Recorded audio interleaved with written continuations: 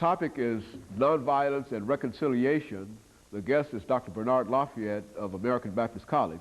And of course, Dr. Lafayette, before we had our break, we were talking about the characterizations of love and hate.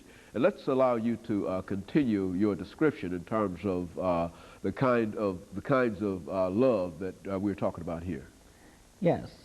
The philios has to do with that reciprocal love, brotherly love, they call it, like Philadelphia is an example of that city of brotherly love. The other love is eros, which is more erotic and that kind of love that you find between the sexes and that kind of thing, etc. Romantic love. You know, people usually think of erotic, you know, eros. And then there's agape for the Greeks. And that agape love is the kind of love that we're talking about when we talk about nonviolence. It's the kind of love that goes beyond the call of duty, the love that means turning the other cheek. And that's a concept that many people find difficult to accept, turn the other cheek. But you see, what we mean when we say turn the other cheek, which is meant by that, is that when someone shows you their worst side, then nonviolence says that we must show them our better side. So it's not so much of turning your cheek when you're getting hit on one side, hit on the other, but nonviolence gives you the power to do that. And many people say, well, I can't stand anyone to hit me. Well, that's not true. Most of us, as children, were hit and we didn't hit back.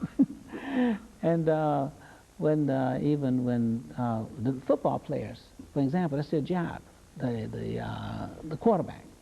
You know, everyone's after the quarterback. But if he's worried about being hit, or if he's going to hit back every time someone hits him, then he never will accomplish the goal. So nonviolence does not mean accepting suffering in a vacuum. You suffer for the cause because it's worthwhile. And you turn the other cheek because the battle that you're engaging in here is a battle of love and trying to win the other person over. And that's what reconciliation is. And that's how you treat your enemies and those who oppose you. Do you cut them off? Do you try to smash them? Do you try to destroy them?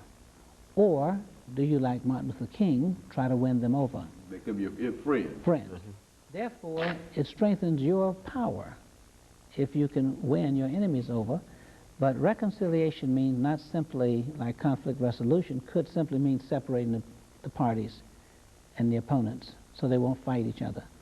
Reconciliation goes further.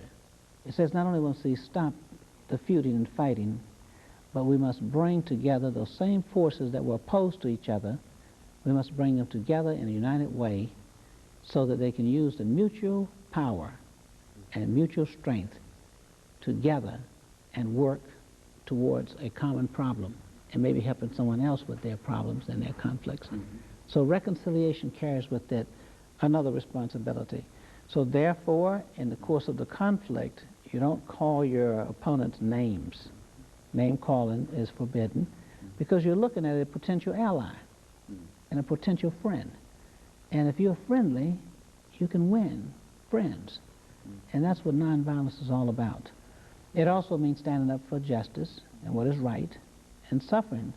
So accepting suffering in order to win the cause. Because we believe that suffering for what is right is redemptive. And first of all, it helps you to save yourself, but also you offer then a moral challenge to your opponent to also change, you know, his or her behavior. So we can solve a lot of problems even in our families if we would take a different perspective. So the prescription for hate and negative conflict is love and nonviolence. And it also means that you never give up. There's no timetable. The people in Montgomery, Alabama walked for 381 days because they believed that their cause was just. So we'll say to those who practice nonviolence, it's not a tactic to see if it works, okay? It is a transformation of the people who practice nonviolence. And when you have changed, then there is no reversal. And so you never give up, no matter how much the person does or what the person's behavior might be. And because you continue to believe in that person, regardless of what they have done, they will eventually come to believe in themselves. And so, Dr. Lafayette, in a real sense, when we talk about nonviolence and reconciliation and the civil rights movement and et cetera, perhaps we might get the impression over this last minute and 12 seconds that we have that we're dealing with racial issues, but you're really talking about human relations kinds of issues. That is, nonviolence, reconciliation can be practiced within the framework of a family as well as it can be practiced within the framework of races. Is that what we're saying in terms of reconciliation and nonviolence?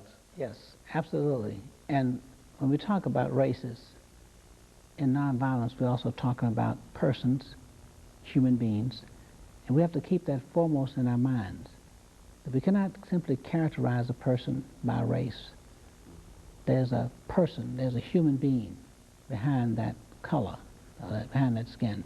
And Martin Luther King says we must not judge people by the color of their skin, but by the content of their character. So it's overcoming racism. It's overcoming racial identifications. We recognize that people are of different cultures and they're different races and must respect them. Very good. And let me, over this last 10 seconds, thank you for coming by and giving us that excellent information, Dr. Lafayette. And we'll be back with you, and of course we'll see you at our next show, and we encourage you to watch again next week. Thank you and good morning.